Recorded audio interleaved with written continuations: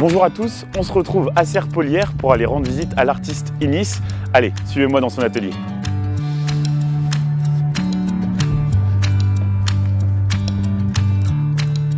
Bonjour Francesco Inis. On est ici dans votre atelier. Est-ce que vous pouvez déjà me parler de cet lieu? On est sous une voûte, c'est assez magnifique. Oui, ça, on est à Serpollière, en fait, à mon atelier. D'accord. Et du coup, voilà, c'est peut-être ici un peu aussi qu'a commencé ton aventure dans la peinture et dans la sculpture. Oui, bien sûr. Je ne pourrais pas compter le nombre des œuvres que j'ai créées, parce que des fois les gens ils me disent mais tu es jamais à Serpollière. Je dis si, seulement les rideaux ils sont fermés. S'ils veulent me voir, il faut frapper à la porte. Mais je suis à l'atelier que j'ai construit. C'est-à-dire la peinture, c'est aussi une écriture.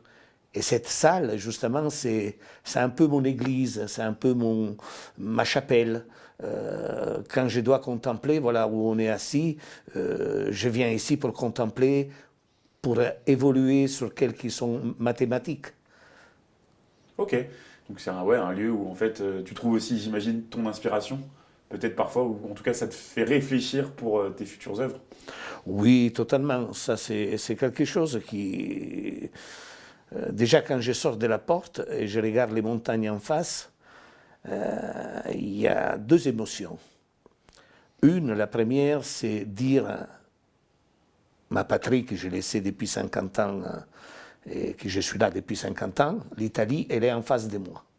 Ça, c'est très symbolique, c'est très... je dirais... J'ai dit ça parce que j'ai vécu avec une galerie 5 ans à Saint-Rémy-de-Provence, mais je n'avais pas cette émotion-là. Il y avait l'émotion de la lumière, du bleu qui changeait, mais ici, il y a une autre état d'âme. Et après, il y a ce sentiment, cette émotion, quand je regarde les falaises, on croit que c'est gris. Alors je dis aux gens, non, c'est bleu. Et nous, on a la chance ici, dans cette vallée.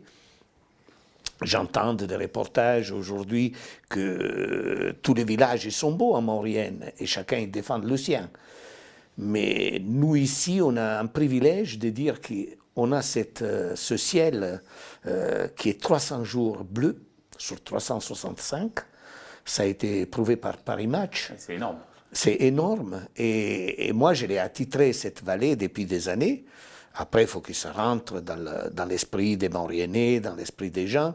Je l'ai attitré justement grâce à Saint-Julien, la vallée bleue. D'accord. Bleu jazz, bleu ardoise.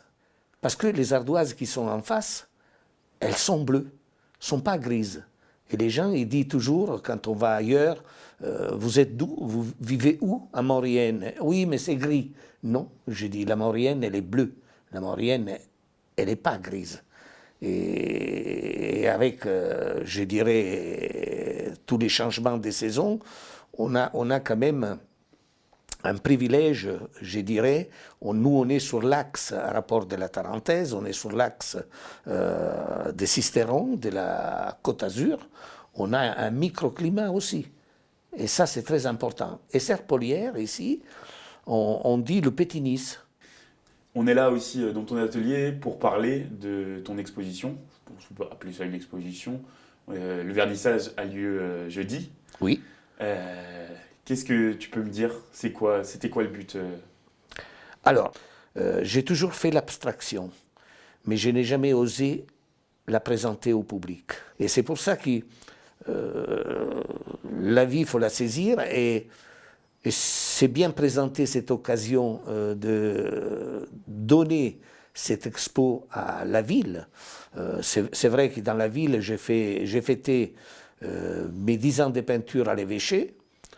Après, j'ai fait une très très belle expo, la matière, sur la cité des Lys, au cloître de Saint-Jean. J'avais illustré le livre de Philippe Falquet, et en collaboration avec Gabriel Permelvini et Philippe Mazur, photographe. On était, comment dire, un peu le complot de la culture mauriennaise. Et ça avait apporté beaucoup de fruits. Et puis là, ça se présente il y a une vingtaine d'œuvres à l'Office du tourisme. Et je suis content de dire que pour 3 mois, le côté touristique et les Mauriennais surtout, ils vont, comment dire, librement, sans me rencontrer, parce que justement, c'est une expo qui est tenue par l'Office du tourisme, et ils vont à juger eux-mêmes qu'est-ce qu'ils ressentent, quelle émotion ça le déclenche. Il y a plein de choses que moi, aujourd'hui, je ne peux pas expliquer. Mais d'ici 3 mois, je peux donner un résultat de quel que les gens m'ont apporté comme écho, disons, de cette expo. D'accord, et en plus c'est quelque chose de nouveau que les gens n'avaient pas vu avant, si j'ai bien compris. T'en as toujours fait, mais tu l'as toujours un peu gardé pour toi. Et à la suite de cet accident, tu as eu l'envie de partager cet art en fait que tu n'avais jamais montré au public. Et ce retour en enfance, est-ce qu'on peut presque dire ça, vu que, comme tu l'as dit, Picasso il disait l'art abstrait, c'est un sentiment d'enfant un peu, et c'est un peu une deuxième jeunesse, peut-être. Est-ce qu'on peut parler de ça, ou je me trompe peut-être complètement? Non, non, c'est la vérité. Je dirais que la peinture, c'est quelque chose qui est tellement personnel, tellement, comment dire, fragile aussi, parce que on peut travailler sur une toile toute une journée en croyant de faire un chef-d'œuvre, et puis à la fin, on s'aperçoit qu'on n'est pas content. On s'est dit, j'aurais dû faire autrement. Et ça m'est arrivé aussi, comme tous les artistes, d'effacer, comment dire, pour recommencer. La peinture, c'est ça comme avantage, c'est qu'il y a une liberté. Une liberté d'expression, c'est une liberté, comment dire, assez puissante. Ce n'est pas comme un travail, je dirais, sur une ligne. Il faut garder cette ligne d'A à Z. Non, la peinture, il y a la liberté, on peut s'amuser, on peut... Seulement qu'après, voilà, le problème qui se pose avec la peinture, c'est que quand on s'inoltre dans ce métier, je dirais, parce que ça devient un métier, là, ça devient beaucoup plus difficile. Parce que les fins du mois, on est comme un simple artisan ou un simple profession libérale. Je dirais, il faut assumer, comment dire, les frais et tout ça. Disons que j'ai toujours réussi à porter un peu le flambeau d'en vivre, parce que j'ai eu un atelier de peinture où ils sont passés 850 élèves sur 22 ans. Oui. Oui, et ça a été, comment dire, aujourd'hui il y en a une dizaine qui sont des artistes qui vivent d'art. Il y en a certaines qui sont profs, il y en a certaines qui sont devenues architectes. Et ça fait plaisir parce que ça laisse une trace. C'est-à-dire, moi je l'ai connu tout petit, aujourd'hui ils sont beaucoup plus jeunes que moi. Mais je pense qu'un jour, je le vois déjà sur Internet, des fois qu'ils mettent, j'exécute mon travail, mais je sorte de l'atelier de Nice.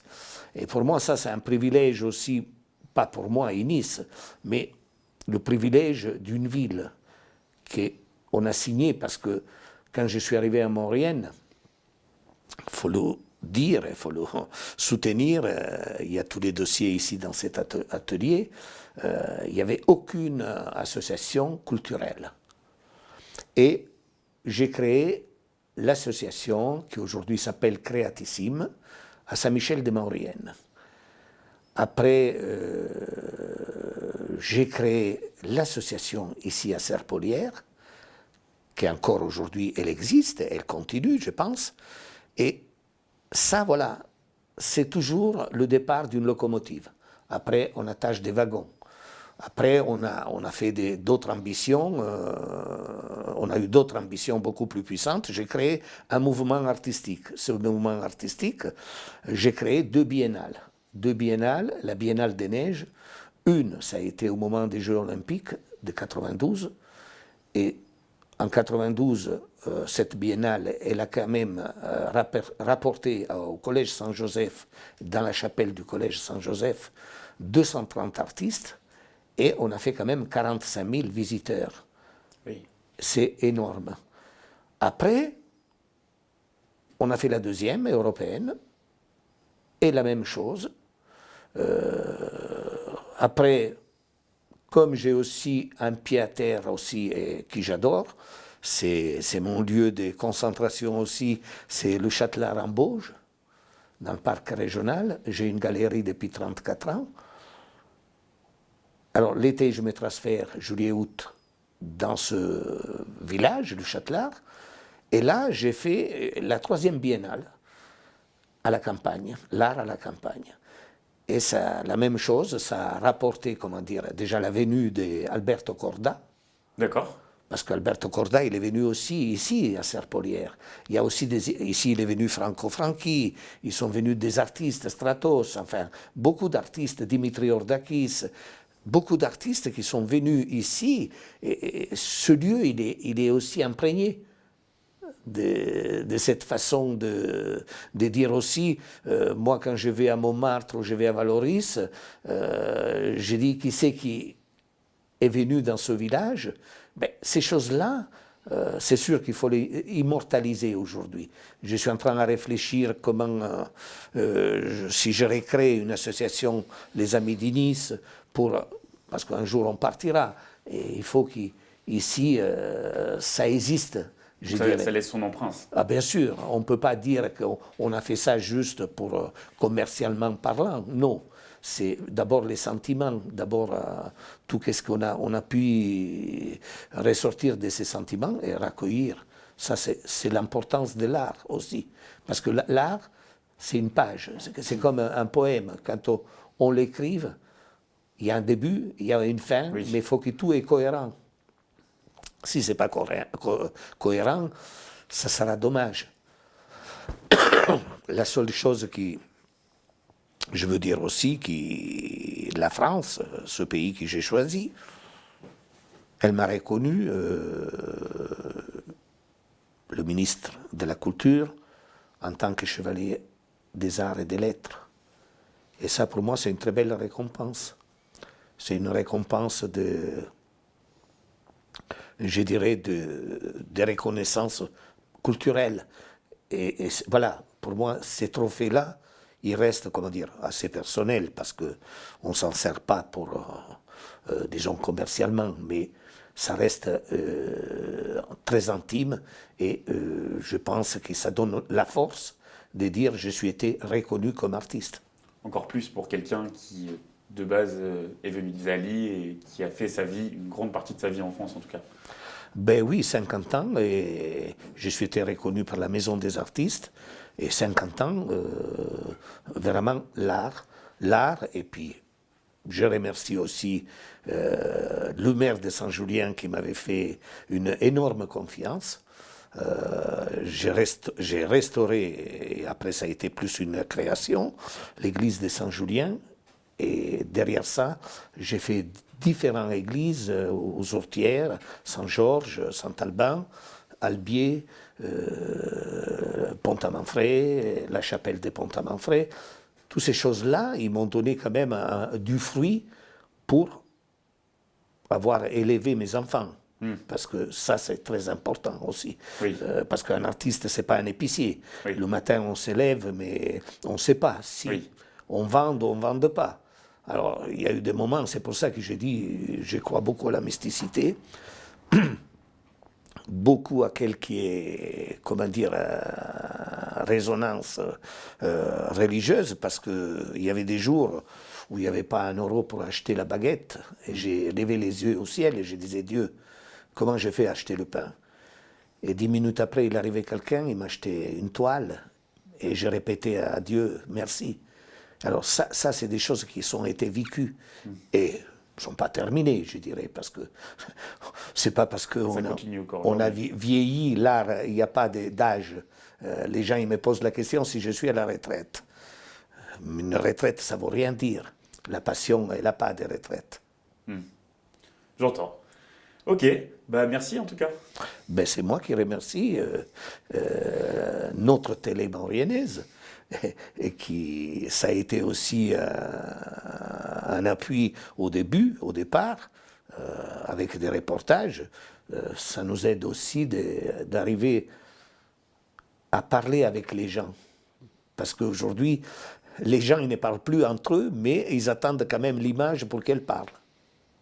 Est-ce que tu peux me rappeler les dates de ton exposition? Je pense que ça peut être bien de rappeler à tout le monde. Alors l'expo, elle est du 5 janvier jusqu'au 31 mars à l'ancien évêché, dans les lieux de l'Office du tourisme. D'accord. Donc l'expo, elle est retrouvée pendant 3 mois, du coup, à l'Office de tourisme de Saint-Jean-de-Maurienne. Merci à Francesco Enis de nous avoir accueillis aujourd'hui dans ton atelier. Merci à vous, Maurienne TV, et je dirai à une prochaine.